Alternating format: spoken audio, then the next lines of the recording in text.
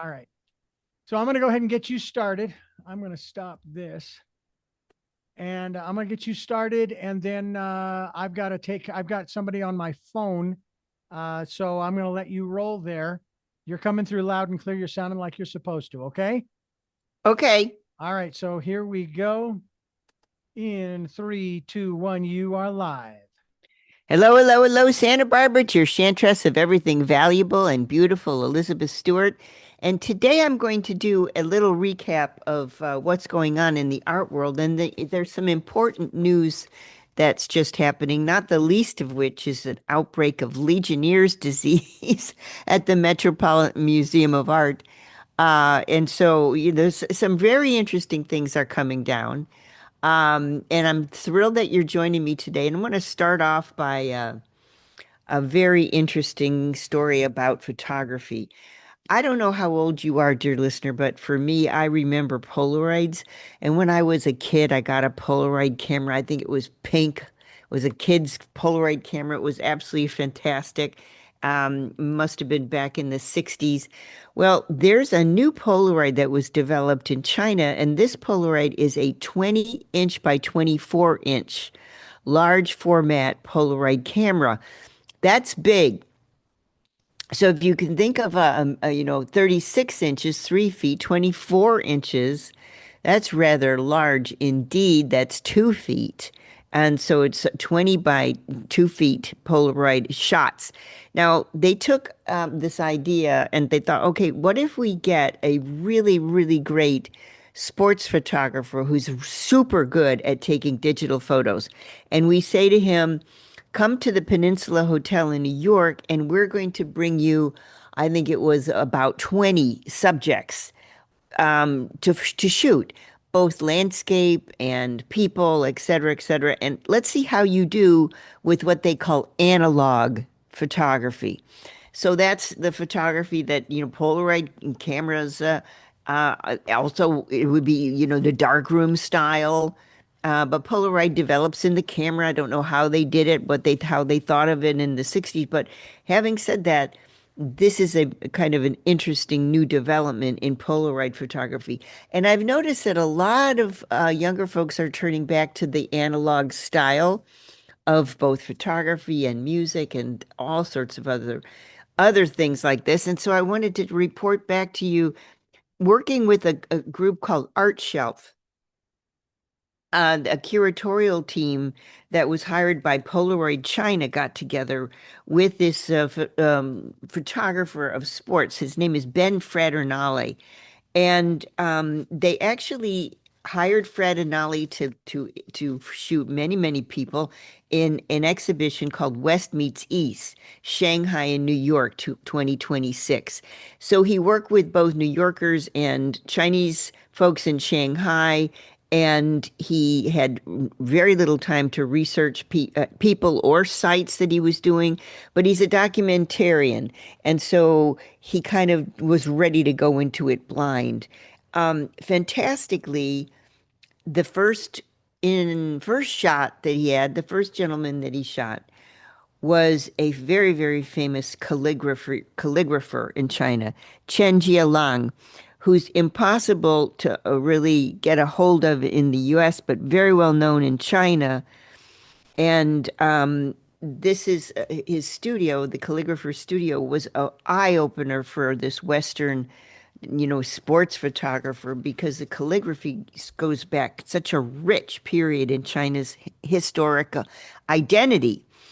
And so this is what the photographer was faced with: a modern building. Inside, it's completely different. Emblematic of the entire experience is what the photographer said. Um, the people that were behind this famous calligrapher, who had studied all the famous styles in Chinese history, etc., all very warm people. He did a absolutely beautiful portrait, but it's very, very subjective, very interesting, and it's on this huge, great big. It looks like, the old Polaroid pictures that we used to take, which are the kind of funny, mushy Polaroid, large pieces that of paper, that kind of cured in your hands, exactly like that. And then he's quoted as saying, large format Polaroid portraiture is unlike anything else, unlike any other photographic medium. It slows you down completely, he said. You must carefully consider every movement, scene, and light, and the resulting image is more impactful and instills deeper memories because the photographer can actually remember what it felt like standing there in front of the subject. Every detail had to be right, so he was thinking about it. He said this is really crucial for our artistic process today when so much of our experience is instantaneous and ephemeral. You know, pictures on a phone eventually turn to dust. I mean, literally. With the large format Polaroid, he was able to create a physical object representing that moment. And it's a real physical object. You can hold it in your hand. He loved it. And he said, in an era with so much physicality left, with so little physicality left, a tangible connection is what draws an artist to this art form. So I'd be super interested if any of our listeners have ever worked with a large format Polaroid camera, 20 by 24 inches. I'd love to hear how that worked for you. And by the way, if you can tell me where to get one, I would love to play with that. Just apropos of the 1960s Polaroid camera I got, a little pink thing when I was a kid. Another interesting story this week came up. There's a famous artist, Jean-Michel Basquiat. Everybody's probably heard of him. And his relationship with a Swiss dealer. This is a Swiss dealer who handles Basquiat's work. And by the way, Basquiat's work is not cheap at all. Goes for millions and millions and millions of dollars at auction. So Basquiat passed away in the 80s after a really close relationship with Andy Warhol. And many of the iconographic photos of Basquiat, a young black kid, and Warhol, whiter than white, holding shoulders together, etc.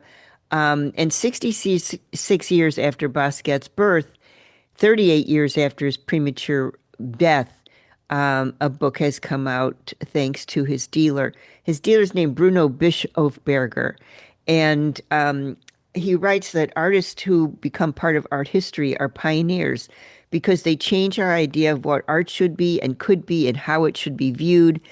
And he writes that not only did Basquiat shift our understanding of art, but he shifted our perception of art and art history in general. And it's a very interesting book because he shows Basquiat's merging of symbols and images and words. And he holds forth the idea that Basquiat, even as a young guy, barely into his 20s, was telling a new idea of history. A famous artist said his own work leaves room for interpretation. And that's what this particular artist aimed for as people who tell stories. The same thing.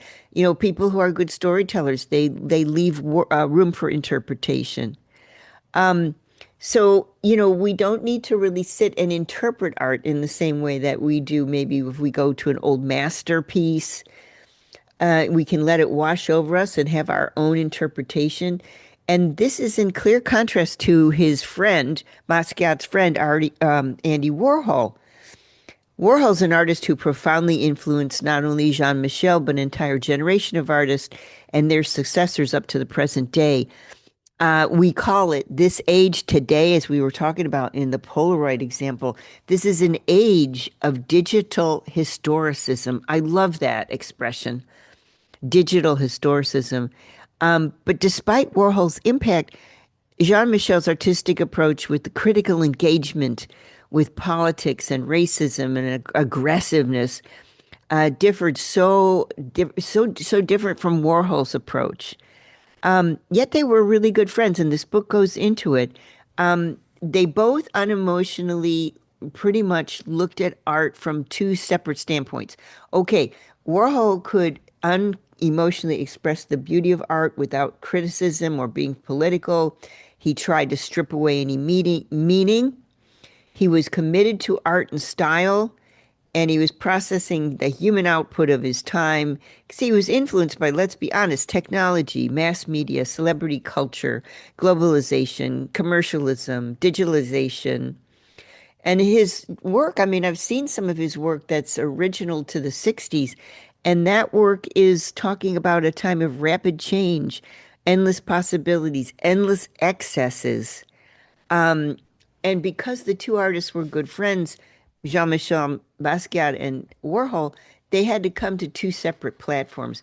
And so if you're interested in Warhol, if you're interested in Basquiat, for example, pick up this book. It is The World of Jean-Michel Basquiat. Actually, the short version of the title, The World of Jean Michel, and it's released by Assoline, and they're an art book publisher. Here again, the volume will be available in all kinds of bookstores and all kinds of art books aisles, and it's a big one, and it's an expensive one, but it's kind of going to be fun to look over a whole career, Jean-Michel Basquiat's career. I've seen some of my clients too having a number of Basquiat pieces, original pieces, and pretty lucky. And I've been so lucky to see them up close. I have a really interesting story here. Um, the Robert Rauschenberg Foundation. Robert Rauschenberg was a very famous artist, um, and a very interesting artist if you look at Rauschenberg's work. But he also was really sensitive to artists with disabilities. Um, he himself was from the gay community even in those days. And he experienced a lot of the AIDS crisis himself. When he actually passed away, he left some money, quite a bit, and over 10 million, closer to $15 million. He left and formed a foundation called the Robert Rauschenberg Memorial Foundation. Um, One of the main things that the foundation does is it gives over 650 emerging artists grant money. That's been their kind of basic MO for many, many years. But they also, a little known fact, they give about 2,300 cancer patients quality of life cancer grants over the last 30 years. So every year they give out a cancer grant of about $25,000, this award each to about 2,300 cancer patients who are very interested in art or trying to learn or establish artists. And this year, the award was given to Jacoby Satterwhite, and he's the inaugural recipient of the Artist Living with Cancer grant. And this is the under the auspices of the Robert Rauschenberg Foundation. So this is a partnership between two organizations that have supported cancer research in the past. And then the organization has met with the Rauschenberg Foundation to form this grant. And I think it's fantastic. The artist is interviewed. If you want to look it up, it's Jack Colby Satterwhite. And he was interviewed to say how remarkable it is to be faced with a terminal diagnosis and then to have this hope, this new hope, this $25,000 grant to help with the quality of life, to help him create, etc. The grant itself has a name change recently because of the art collector Peter Hort. Peter Hort actually gave money to this foundation as well for the quality of life cancer grants, and he died in 2022 of bile duct cancer at the age of 51. So it's a remarkable landmark, I think, that the cancer community is recognizing artists with cancer with such a generous grant. Um, so the program provides unrestricted direct financial support, and it's usually given to artists in the New York City metro area. Satterwhite, the recipient now, was born in South Carolina in 1986, and he lives and works in Brooklyn. And he's, quite an artist to be reckoned with. He's got art in the collections of the Museum of Modern Art, the Whitney, the Studio Museum in Harlan, and other international museums. He's quoted as saying he admires the foundation for their activism around cancer. He's been a cancer patient since he was 12 years old. And he thought at that time and now, up to his lifetime now, there needs to be more done for artists dealing with cancer. Before he received this grant, he started a GoFundMe campaign to cover for medical treatment. Now that he has this grant, he's been very thankful and thanked his friends on the GoFundMe campaign. Just a remarkable story, I think. I want to move on to another interesting story of an artist who decided that London's National Portrait Gallery, have you been there, dear listener, London's National Portrait Gallery? If you've been there, you've seen portraits that date back to the 15th century, the notable people of Britain. Um, and what I just said was interesting because it is the notable people of Britain that get shown at the National Portrait Gallery that hang on their walls. And an artist, a British artist named S. Devlin, who's a portrait artist, decided that the 200,000 artworks in the National Portrait Gallery do not accurately depict ordinary people, ordinary modern Britons. And she set to underscore this and formed a project for herself. She invited 69 million UK residents to take part in making a collective portrait of the nation. And you heard me right when I said 69 million.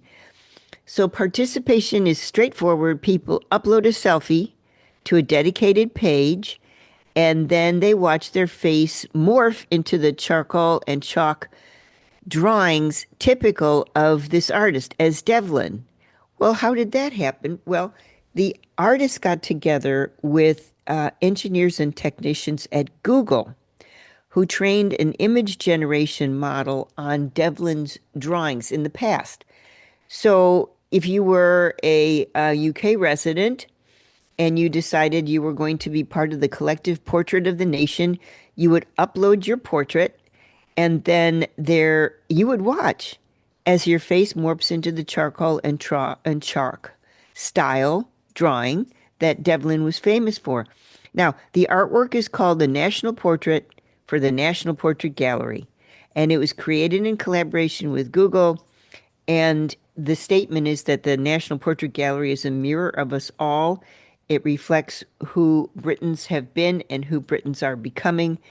And she expresses that this is a time when the UK, like our country here, is riven over with debates about immigration and national identity and who looks a certain way. How does a British person look, for example? And she originated this thought in a show she did in 2024 called Congregation. And she displayed portraits at the gallery of 50 Londoners who had one time been a refugee. I think that's remarkable. In addition, she offers step-by-step drawing classes online, and the National Portrait Gallery, right as we speak, are hosting on-site drawing classes. So you can, upload your face if you're British, upload your face to the National Portrait Gallery, and you'll have a portrait done. And then, if you're an audience member, in other words, you are interested in learning more about portraiture, you can actually learn how to do on-site drawing. Both you can take a sketch pad to the National Gallery in London, or you can do on-site classes, etc. The idea is to push the boundaries of portraiture, and I think this is going to be a really interesting project. And our museum in New York called Cooper Hewitt is actually interested in showing this as well. So keep your eye on that space too.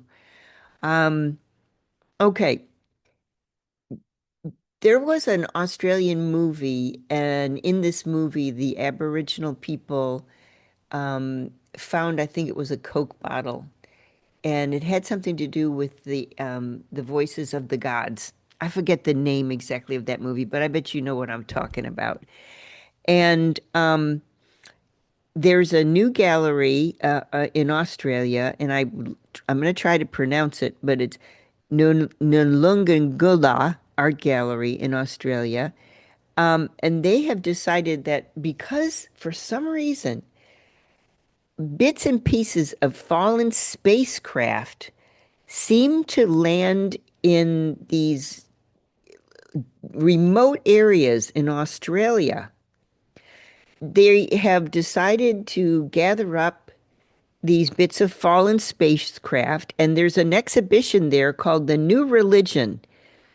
And the newspaper called The Australian wrote about artists reshaping faith in the secular age. And these artists have been called to go and collect these pieces, basically of SpaceX debris.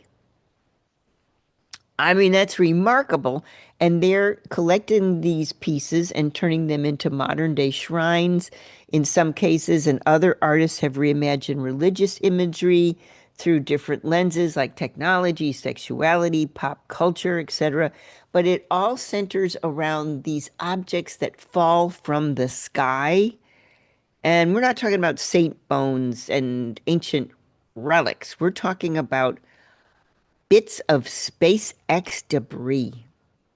I think that's a genius idea for, letting your mind expand. And it's always been the case that things that are coming from the heavens, sometimes people have thought throughout material culture, they've thought, oh, well, this is something to do with the gods.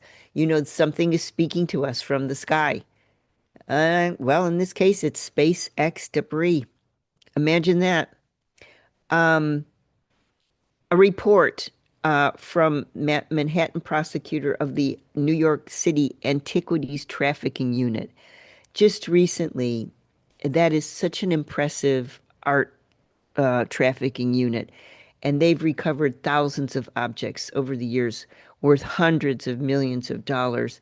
Um, there's a piece about the head prosecutor, Matthew Bogdanos, in the Financial Times, if you want to look that up, where he's talking about how the New York City Antiquities Trafficking Unit has recovered thousands of objects worth hundreds of millions of dollars. And the piece looks at how provenance, in other words, from whence it came, the trail of ownership, how provenance investigations transform the art market, and these provenance investigations, let's say you buy something at auction or you buy something in a high-end gallery, you want to know where it comes from. Okay, this was owned by this person, that was owned by that person, and it was owned by this person and that person. So you want to know where these things come from. Okay, that is really for and frontmost right now.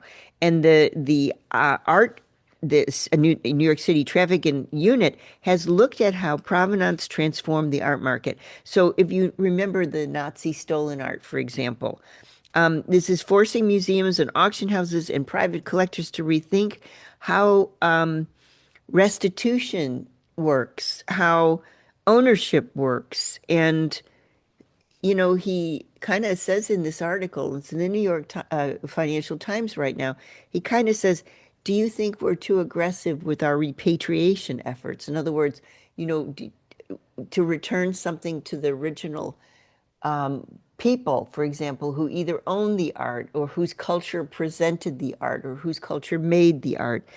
This is a very interesting article if you're interested in um, New York crime and art.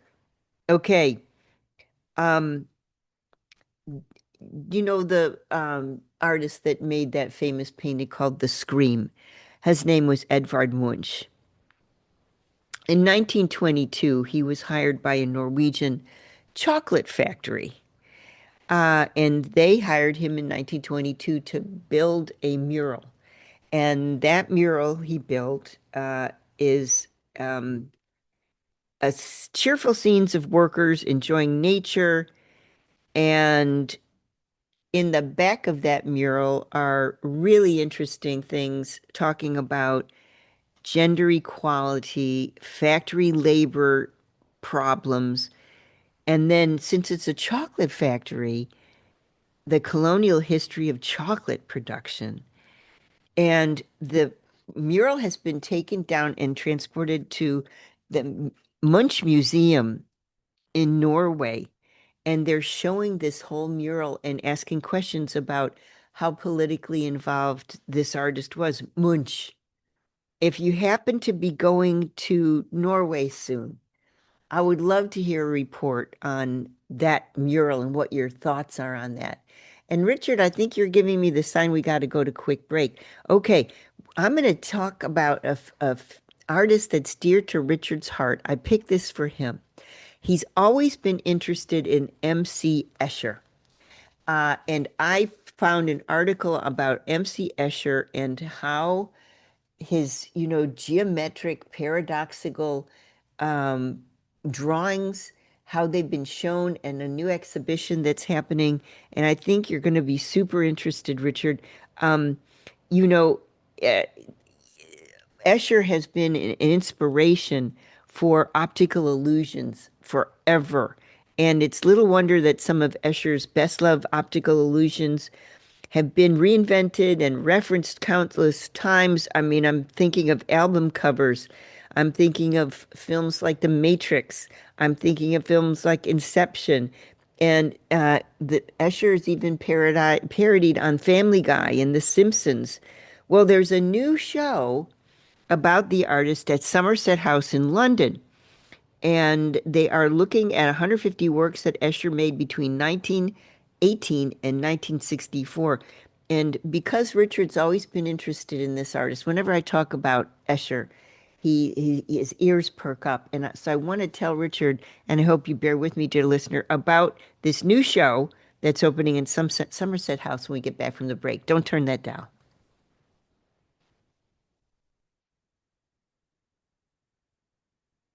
Okay, put that right there. Are you finished on the phone, or Oh no, can I'm you? finished. I'm finished. Yeah, Okay, I just wrapped so that up get a your little bit. mic closer because I picked this Yeah. story for you. Okay, well, I'm right here. I'm right here. I'm gonna double check one thing in regards to my microphone. Let me just look at something. Do do do do do. Yep, it's yeah, I got the right one selected. Okay, very good. And the volume's up all the way. So I'm right on top of it now. And here we go. Oh, you need no, go ahead. Go. No. If you need her to get No, I was something. just moving the walker. That's a beautiful backdrop for me right Oh, there. okay. Okay. All right, here we go. In three, two, one, you are live. Welcome back. It's Elizabeth Stewart, and in our overview of the art world, I happened to find a story of a new show that's opening in Somerset House in London that invites visitors to step into MC Escher's world.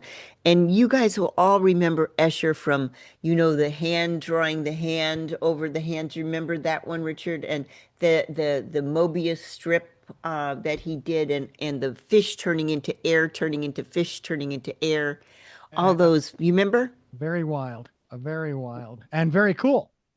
Yeah.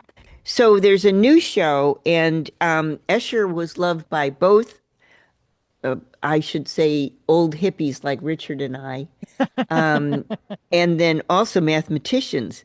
And this is a show, like I said, it's opened in London very recently about Escher's work. And then actually, Escher was admired for instinctual grasp and then the subversion of perspective drawing and the subversion of geometry. And his work is very surreal and very interesting. He's the godfather of psychedelic art, according to the Rolling Stones magazine. A very important artist.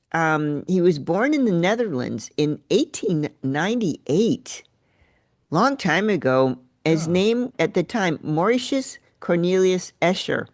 And there's an interesting story about Escher being approached by Mick Jagger. Mick Jagger wanted to use, of the Rolling Stones, he wanted to use Escher's artwork on a cover of his albums.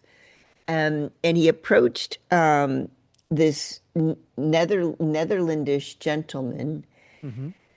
Dutch gentleman, and he said to him, Mauritius, I'm here. My name is Mick Jagger. I'm with a group called the Rolling Stones. I'm interested in hiring you to do an album cover for us. And he said, first of all, you are not known to me, so therefore you cannot call me by my first name. And second of all, I've never heard of the Rolling Stones, and I certainly don't know who Mick Jagger is. So good day. So Ow. that was the end of story.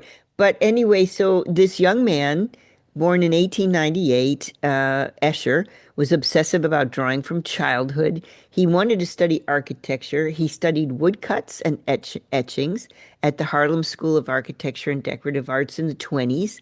And then he visited Italy, became in love with architecture.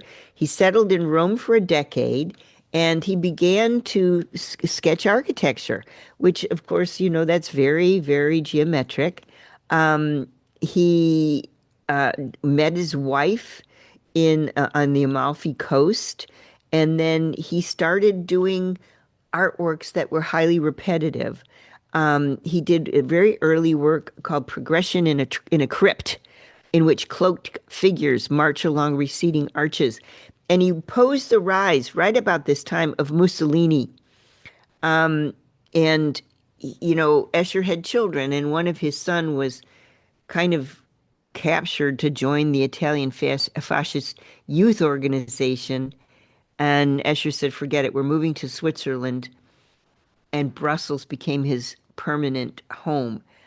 His biggest breakthrough came in 1936, and he made a trip to the Alhambra in Spain. Oh wow, I've been there, and he walked through the majestic Moorish fortress and the arches, and he felt entranced by the patterns and the decorative tile work, the tessellations, the configuration, the geometric shapes that covered a vast plain without overlapping. And then, he started to study molecular structure of crystals as Hmm. well at the Leiden University, yeah, in the Netherlands, where his brother was a half brother was a scientist. Now he began making his own drawings, um, and he was looking at divisions of the plane, a planular surface, and his geometric shapes morphed into stylized motifs, especially of reptiles and insects and fish and birds. And you'll notice that Richard remembered when I said his fish turning into birds, turning into fish, turning into birds, etc. Hmm. And he was able to use the themes of what he was doing to talk to his public about cycles and continuity and eternity. There's a piece called Air and Water that the picture plane is divided into two halves. The black water then morphs into black birds, and the white air morphs down into those fish. Hmm. Another version like that. And so he was, and this was what the beginning of this was looking at those tessellations in the Alhambra. The tessellations are the way that if you've been to the Alhambra, the way that the ceilings, there's patterns in the ceilings and the geometric patterns of ancient, 13th, 14th century Moorish architecture. Visual paradoxes were something that Escher was most interested in. Relativity, he became interested in that in the 50s. How do figures in the upper right-hand corner appear to be ascending and descending at the same staircase? Huh. And Yeah. then, he worked with a mathematician at the time, Kurt Gödel, his incompleteness theorem in 1931. I mean, his work looks so plausible when you look at it, and then you realize, okay, that's a drawing. The ladder between two floors doesn't rise from the inside to the outside. The second floor is not at a 90-degree angle. Um, his works were then beloved by mathematicians and the exposure to the scientific community. Um, I will tell you one, the Mobius strip that he did in 1963 with ants appearing to walk on two different sides of the strip. And yet, when we follow their paths in the work of art, we see they're all working on the same surface. So much mo a Mobius strip thing. Um, many of these pieces that are shown reference some of the collective work that's done in the 60s. So he actually influenced a lot of op and pop art in the 60s, and a lot of interesting musicians embraced him. I already mentioned Mick Jagger, and he was, countercultures and old hippies like Richard and myself mass produced Escher's work on posters. We hung them in our dorm rooms. Psychedelic color schemes began to appear in his work. Um, like I said, the album "Let It Bleed." Mick Jagger wanted an Escher work on that cover. No, that wasn't going to happen. One beloved image called "Reptiles" was reproduced on the cover of a 1969 album by the English band Mott the Hoople. And then, of course, he inspired creators across the arts. Um, his work appears on Hermes scarves in the 1986 film Labyrinth. David Bowie and Jennifer Connelly's characters investigate a room modeled on Escher's relativity. The shifting staircase in Hogwarts in Harry Potter and the Sorcerer's Stone is straight out of Escher. The artist's works hang on a wall of a dance choreographer's office in the cult classic Superia. And there is a famous street in that movie called the Escherstrasse. If you are in London this summer and you're interested, check out MC Escher, the exhibition on view at Somerset House in London through September 6th. Fantastic, large retrospective show of M.C.S. Escher. Not to be missed. Okay, Richard, Mhm. would you like to hear just how much money passed hands in the first half of 2026 in the auction world of Sotheby's and Christie's? Oh wow. Yeah, let's take a listen. Let's find out. Okay, it's 8.9 billion. Oh man. Yeah, 8.9 billion crossed fists in the combined sales total in just the first half of 2026. Um, so Sotheby's was up 58% from the previous years. Christie's also was up the strongest since their reckoning in 2021. Christie's is known for their auctions live and online. However, when you guys, dear listener, when you think of auctions, you're thinking about auctions like a real auction. But Christie's and Sotheby's are actually in another world too. And so when we say another world, what are they? Commercialization. Hmm. 826 million at Sotheby's is earmarked, and 1 billion at Christie's goes to their business portfolio. And that includes private sales, like one sale passing from one hand to another, private sales, lending, securitization, luxury real estate, restaurants, and cultural programming. Um, we've got a Sotheby's real estate office here in town in Santa Barbara. The result is that Sotheby's and Christie's is more like an investment bank or private wealth advisor. It's no longer just an auction house at all, or auction houses.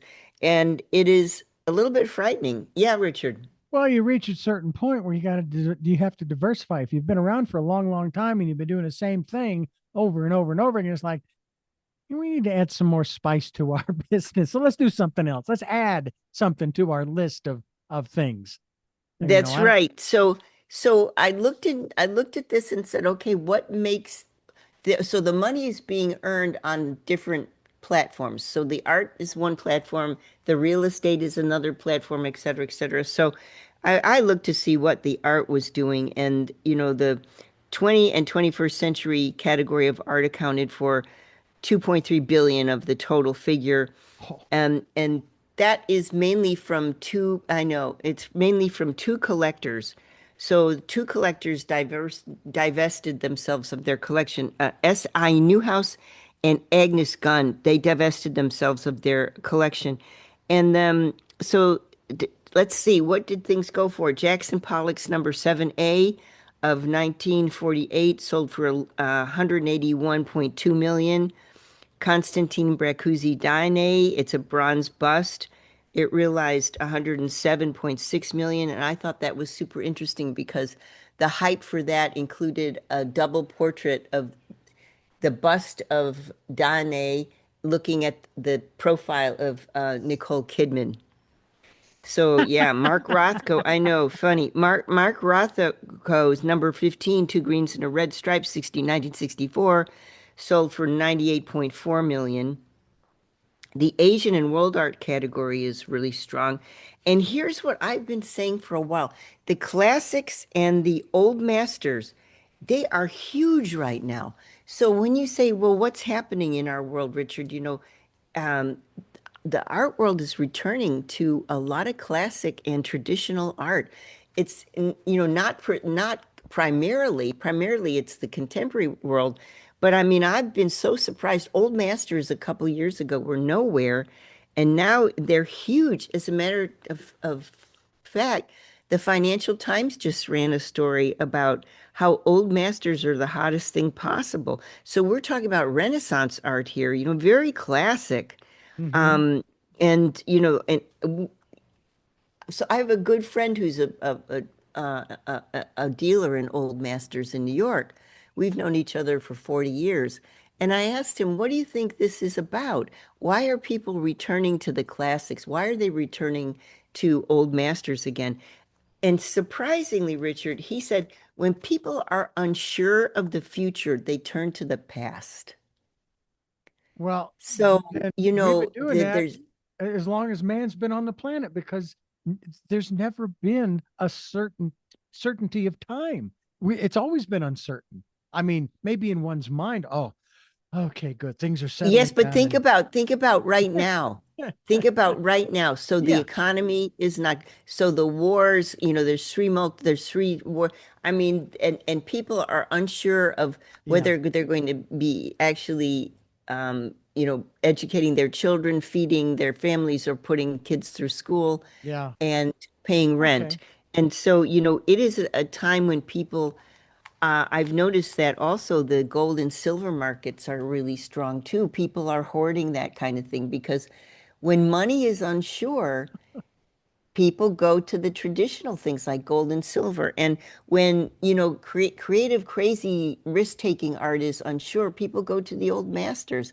It's that, right now, why are we experiencing like a 71% leap in the old masters market? Well, that's, I think, and my colleague also says it's because people are not so sure of where things are going in the future.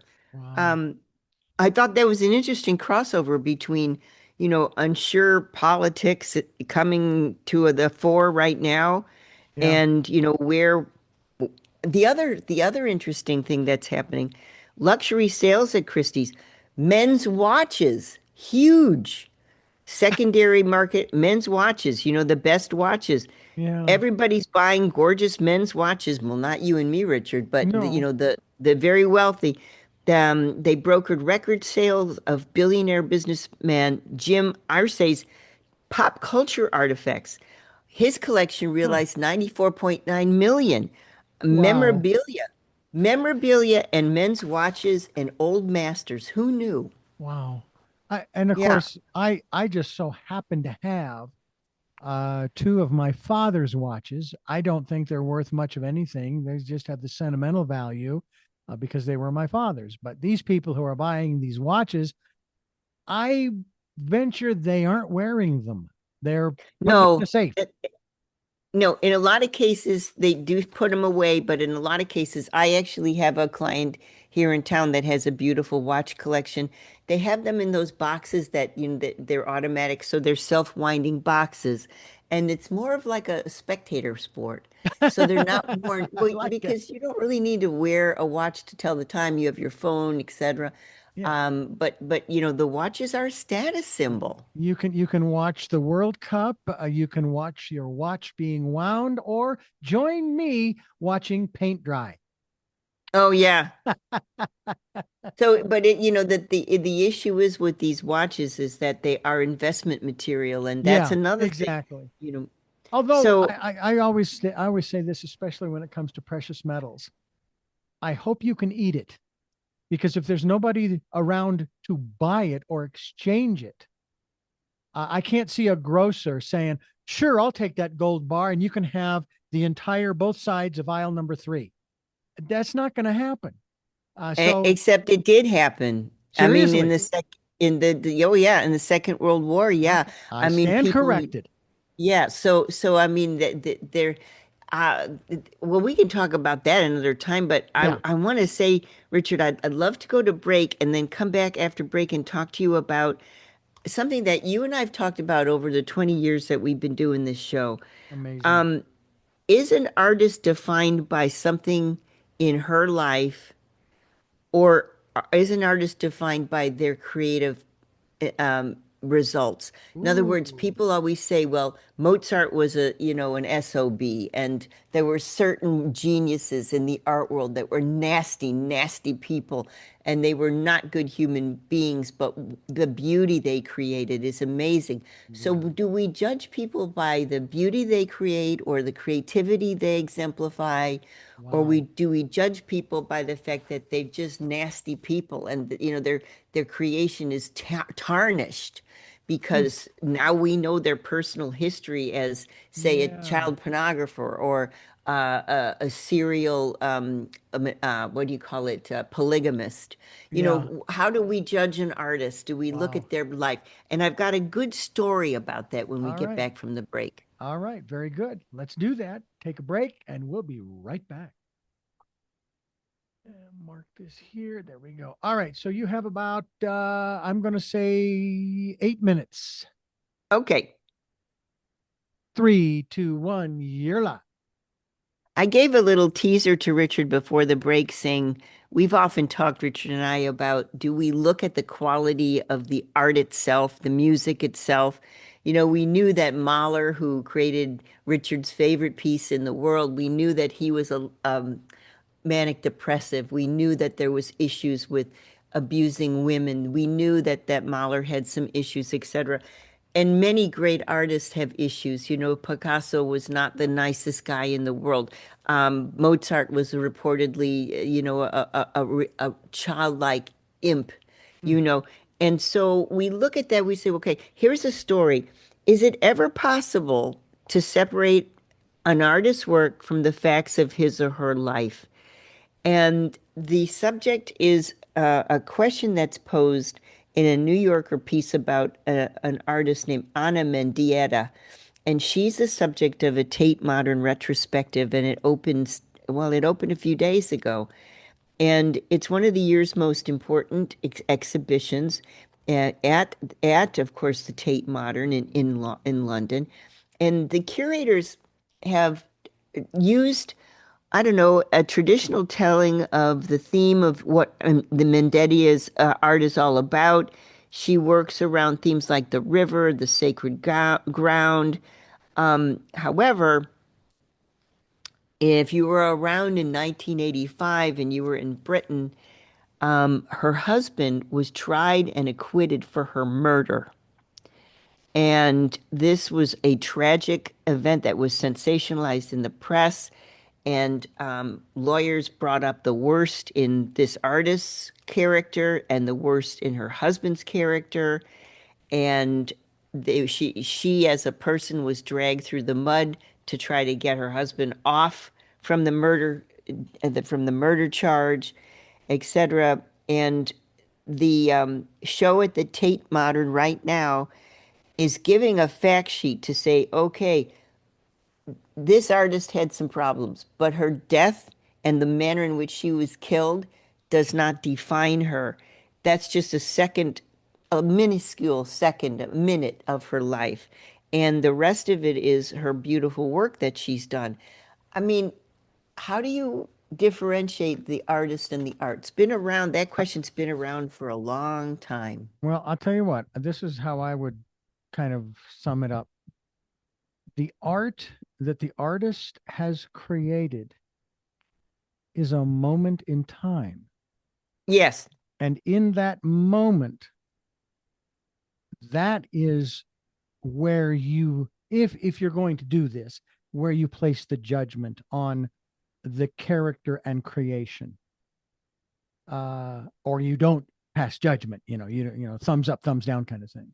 I think that's yeah, really kind of where it's at. It's like uh, uh, I published my book almost 2 years ago, coming up on that anniversary. Um, I'll take it more personal. I've been around 66 years. I'm heading around the sun for the 67th time. yep, My yep, mother me and too. father, my mother and father created the six of us. And it's been 70 years roughly, because I think my oldest sister would have been 70 by now. So what about that? They created us and we came into this world when we did. That reflects their character then, not now. I see what you're saying. So it's Yeah. almost like a birth thing. Yeah, exactly. Exactly. So, Well, I want to tell you a couple, if I've got time, a couple last stories, and I know yeah, go you'll ahead. Go ahead. you'll love this. Our president Donald Trump has made no secret of his love for gold, and obviously the glitzier the better, etc. So we explore this week in the National Mall in Washington D.C. There's been many pop-up sculptures, but this week there's a 10-foot tall golden urn. It's like a what you would win if you won the World Cup or Oh, you you're talking won about the. the trophy.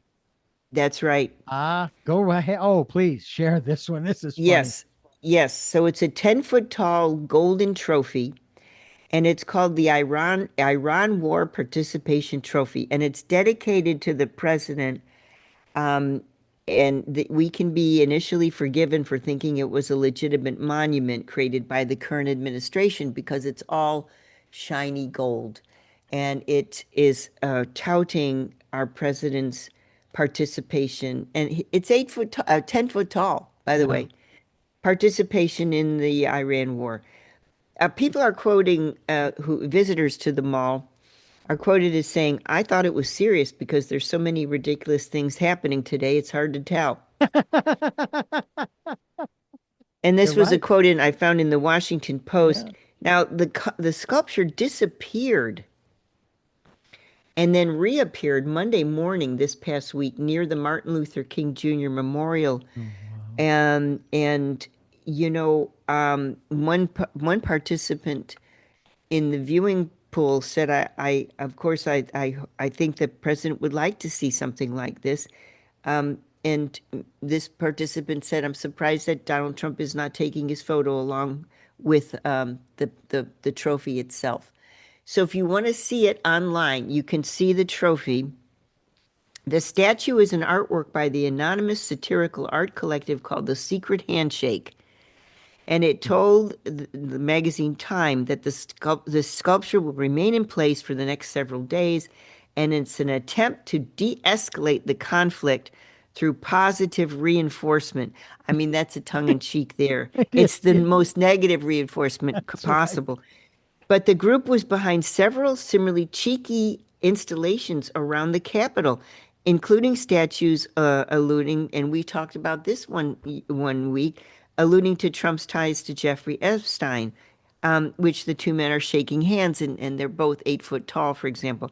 The latest creation is in the form of a giant trophy embossed with "I'm number one" on one side and the word participant at the base.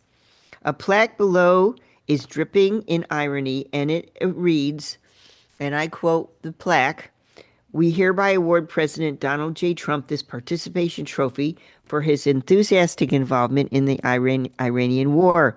While some concern themselves with military strategy, diplomacy, and measurable outcomes, President Trump demonstrated the courage to participate regardless of the final score. It adds, President Trump joins the ranks of children everywhere who receive recognition for simply showing up. We join you in celebrating this remarkable achievement. Then the plaque is signed by a number of signatories, Mhm. saying, with honor, the Secret Handshake Committee. Nearby, another message invites visitors to add their own trophies to the interactive project. Now, when I went online to take a look at what trophies have been added, you know those little plastic trophies that your kids get like when they come in second to the last Oh yeah. of a running Uh-huh. race, Uh-huh. or your dog comes in fourth place in the dog show in in Yeah. Eland's Park, for example. That the statue base is covered with those plastic Oh, trophies for being, the last in the last left standing, kind of yeah. the last person to cross the finish line. Um, the goal was, I think, to rumple Trump's feathers, and the stunt was, I don't know, did it succeed? Did it not? These untalented artists, said the White House, should stick to their ugly art and do not weigh in on foreign policy, which they clearly know nothing about, given the fact that the United States military had achieved all its objectives during Operation Epic Fury, said the White House spokesman Anna Kelly in response. However, the Washington Post points out that Kelly's last assertion is questionable. Following a month-old ceasefire, the U.S. and Iran exchanged strikes today for the many consecutive days as both sides battle for the control of the Straits of Hormuz, with no signs of either side backing down. Thus, despite Democratic lawmakers' recent attempts to restrict the president's ability to continue waging war without congressional approval, this fight goes on. So the fact that the Operation Epic Fury has achieved, as the White House spokesperson said, achieved all and every objective during our Operation Epic Fury, some people are pointing out that those objectives have not been achieved quite yet. Yeah. Well, and I'll wrap my end up at the here by saying I'm going to climb Mount Everest. When I reach the top, I will achieve all my goals, but I'm going to keep climbing.